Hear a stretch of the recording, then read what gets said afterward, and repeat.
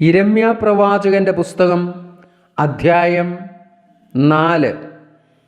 ഇസ്രായേലേ, നീ മനം തിരിയുമെങ്കിൽ എൻ്റെ അടുക്കിലേക്ക് മടങ്ങി വന്നുകൊള്ളുക എന്ന് യഹോവയുടെ അരുളപ്പാട്. നിന്റെ മ്ലേച്ഛ വിഗ്രഹങ്ങളെ എൻ്റെ മുമ്പിൽ നിന്ന് നീക്കിക്കളയുമെങ്കിൽ നീ അലഞ്ഞു നടക്കേണ്ടി വരികയില്ല. യഹോവയാണ് എന്ന് നീ പരമാർത്ഥമായും ന്യായമായും നീതിയായും സത്യം ചെയ്യുകയും ജാതികൾ അവനിൽ തങ്ങളെ തന്നെ അനുഗ്രഹിച്ച് അവനിൽ പുകഴുകയും ചെയ്യും. യഹൂദാ പുരുഷന്മാരോടും യെരൂശലേമ്യരോടും യഹോവ ഇപ്രകാരം അരുളിച്ചെയ്യുന്നു: നിങ്ങൾ മുള്ളുകളുടെ ഇടയിൽ വിതയ്ക്കാതെ തരിശു നിലം ഉഴുവിൻ. യഹൂദാ പുരുഷന്മാരും യെരൂശലേം നിവാസികളുമായുള്ളവരെ, നിങ്ങളുടെ ദുഷ്പ്രവർത്തികൾ നിമിത്തം എൻ്റെ കോപം തീ പോലെ ജ്വലിച്ച് ആർക്കും കെടുത്തുകൂടാതെ വണ്ണം കത്താതിരിക്കേണ്ടതിന് നിങ്ങളെ തന്നെ യഹോവയ്ക്കായി പരിച്ഛേദന ചെയ്ത് നിങ്ങളുടെ ഹൃദയത്തിൻ്റെ അഗ്രചർമ്മം നീക്കിക്കളവിൻ. യഹൂദായിൽ അറിയിച്ച് യെരൂശലേമിൽ പ്രസിദ്ധമാക്കി ദേശത്ത് കാഹളമൂതുവാൻ പറവിൻ. കൂടി വരുവിൻ, നമുക്ക് ഉറപ്പുള്ള പട്ടണങ്ങളിലേക്ക് പോകാമെന്ന് ഉറക്കെ വിളിച്ചു പറവിൻ. സിയോന് കൊടി ഉയർത്തുവിൻ, നിൽക്കാതെ ഓടിപ്പോകുവിൻ. ഞാൻ വടക്കുനിന്ന് അനർത്ഥവും വലിയ നാശവും വരുത്തും. സിംഹം പള്ളക്കാട്ടിൽ നിന്ന് ഇളകിയിരിക്കുന്നു. ജാതികളുടെ സംഹാരകൻ ഇതാ നിന്റെ ദേശത്തെ ശൂന്യമാക്കുവാൻ തൻ്റെ സ്ഥലം വിട്ട് പുറപ്പെട്ടിരിക്കുന്നു. അവൻ നിന്റെ പട്ടണങ്ങളെ നിവാസികൾ ഇല്ലാതെ വണ്ണം നശിപ്പിക്കും. ഇതു നിമിത്തം രട്ടുടുപ്പിൻ, വിലപിച്ച് മുറയിടുവിൻ. യഹോവയുടെ ഉഗ്രകോപം നമ്മെ വിട്ടുമാറിയിട്ടില്ലല്ലോ. അന്നാളിൽ രാജാവിൻ്റെ ധൈര്യവും പ്രഭുക്കന്മാരുടെ ധൈര്യവും ക്ഷയിക്കും. പുരോഹിതന്മാർ ഭ്രമിച്ചും പ്രവാചകന്മാർ സ്തംഭിച്ചും പോകുമെന്ന് യഹോവയുടെ അരുളപ്പാട്. അതിന് ഞാൻ: അയ്യോ യഹോവയായ കർത്താവേ, പ്രാണനിൽ വാൾ കടന്നിരിക്കെ നിങ്ങൾക്ക് സമാധാനമെന്ന് പറഞ്ഞ് നീ ഈ ജനത്തെയും യെരൂശലേമിനെയും ഏറ്റവും വഞ്ചിച്ചുവല്ലോ എന്ന് പറഞ്ഞു.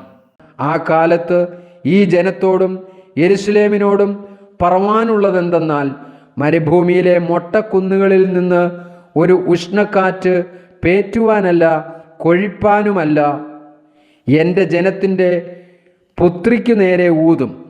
ഇതിലും കൊടുതായൊരു കാറ്റ് എൻ്റെ കൽപ്പനയാൽ വരും. ഞാൻ ഇപ്പോൾ തന്നെ അവരോട് ന്യായവാദം കഴിക്കും. ഇതാ, അവൻ മേഘങ്ങളെപ്പോലെ കയറി വരുന്നു. അവൻ്റെ രഥങ്ങൾ ചുഴലിക്കാറ്റ് പോലെ ആകുന്നു. അവൻ്റെ കുതിരകൾ കഴുക്കളെക്കാളും വേഗതയുള്ളവ. അയ്യോ കഷ്ടം, നാം നശിച്ചല്ലോ. യെരൂശലേമേ, നീ രക്ഷിക്കപ്പെടേണ്ടതിന് നിന്റെ ഹൃദയത്തിൻ്റെ ദുഷ്ടത കഴുകിക്കളക. നിന്റെ ദുഷ്ടവിചാരങ്ങൾ എത്രത്തോളം നിന്റെ ഉള്ളിലിരിക്കും. ദാനിൽ നിന്ന് ഉറക്കെ ഘോഷിക്കുന്നു, എഫ്രയീം മലയിൽ നിന്ന് അനർത്ഥത്തെ പ്രസിദ്ധമാക്കുന്നു. ജാതികളോട് പ്രസ്താവിപ്പിൻ, ഇതാ കോട്ട വളയുന്നവർ ദൂരദേശത്തു നിന്ന് വന്ന് യഹൂദാ പട്ടണങ്ങൾക്കു നേരെ ആർപ്പു വിളിക്കുന്നു എന്ന് യെരൂശലേമിനോട് അറിയിപ്പിൻ. അവൾ എന്നോട് മത്സരിച്ചിരിക്കൊണ്ട് അവർ വയലിലെ കാവൽക്കാരെ പോലെ അവളുടെ നേരെ വന്ന് ചുറ്റും വളഞ്ഞിരിക്കുന്നു എന്ന് യഹോവയുടെ അരുളപ്പാട്. നിന്റെ നടപ്പും പ്രവൃത്തികളും ഹേതുവായിട്ടത്രേ ഇവ നിനക്ക് വന്നത്. ഇത്ര കയ്പായിരിക്കാനും നിന്റെ ഹൃദയത്തിന് തട്ടുവാനും കാരണം നിന്റെ ദുഷ്ടത തന്നെ. അയ്യോ എൻ്റെ ഉദരം, എൻ്റെ ഉദരം, എനിക്ക് നോവ് കിട്ടിയിരിക്കുന്നു. അയ്യോ എൻ്റെ ഹൃദയഭിത്തികൾ, എൻ്റെ നെഞ്ചിടിക്കുന്നു. എനിക്ക് മിണ്ടാതെ ഇരുന്നുകൂടാ. എൻ്റെ ഉള്ളം കാഹളനാദവും യുദ്ധത്തിൻ്റെ ആർപ്പുവിളിയും കേട്ടിരിക്കുന്നു. നാശത്തിന്മേൽ നാശം വിളിച്ചു പറയുന്നു. ദേശമൊക്കെയും ശൂന്യമായി. പെട്ടെന്ന് എൻ്റെ കൂടാരങ്ങളും ഒരു ക്ഷണത്തിൽ എൻ്റെ തിരശീലകളും കവർച്ചയായിപ്പോയി. എത്രത്തോളം ഞാൻ കൊടി കണ്ട് കാഹളധ്വനി കേൾക്കേണ്ടി വരും. എൻ്റെ ജനം ഭോഷന്മാർ, അവർ എന്നെ അറിയുന്നില്ല. അവർ ബുദ്ധികെട്ട മക്കൾ, അവർക്ക് ഒട്ടും ബോധമില്ല. ദോഷം ചെയ്യുവാൻ അവർ സമർത്ഥന്മാർ, നന്മ ചെയ്യുവാനോ അവർക്ക് അറിഞ്ഞുകൂടാ. ഞാൻ ഭൂമിയെ നോക്കി അതിനെ പാഴും ശൂന്യമായി കണ്ടു. ഞാൻ ആകാശത്തെ നോക്കി അതിന് പ്രകാശം ഇല്ലാതെയിരുന്നു. ഞാൻ പർവ്വതങ്ങളെ നോക്കി അവ വിറയ്ക്കുന്നത് കണ്ടു. കുന്നുകളെല്ലാം ആടിക്കൊണ്ടിരുന്നു. ഞാൻ നോക്കി ഒരു മനുഷ്യനെയും കണ്ടില്ല. ആകാശത്തിലെ പക്ഷികളൊക്കെയും പറന്നുപോയിരുന്നു. ഞാൻ നോക്കി, ഉദ്യാനം മരുഭൂമിയായി തീർന്നിരിക്കുന്നത് കണ്ടു. അതിലെ പട്ടണങ്ങളൊക്കെയും യഹോവയാൽ അവൻ്റെ ഉഗ്രകോപം ഹേതുവായി ഇടിഞ്ഞുപോയിരിക്കുന്നു. യഹോവ ഇപ്രകാരം അരുളിച്ചെയ്യുന്നു: ദേശമൊക്കെയും ശൂന്യമാകും, എങ്കിലും ഞാൻ മുഴുവനായി മുടിച്ചു കളകയില്ല. ഇത് നിമിത്തം ഭൂമി വിലപിക്കും, മീതെ ആകാശം കറുത്തുപോകും.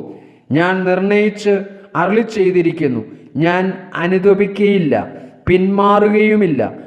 കുതിരച്ചേവകരുടെയും വില്ലാളികളുടെയും ആരവം ഹേതുവായി സകല നഗരവാസികളും ഓടിപ്പോകുന്നു. അവർ പള്ളക്കാടുകളിൽ ചെന്ന് പാറകളിന്മേൽ കയറുന്നു.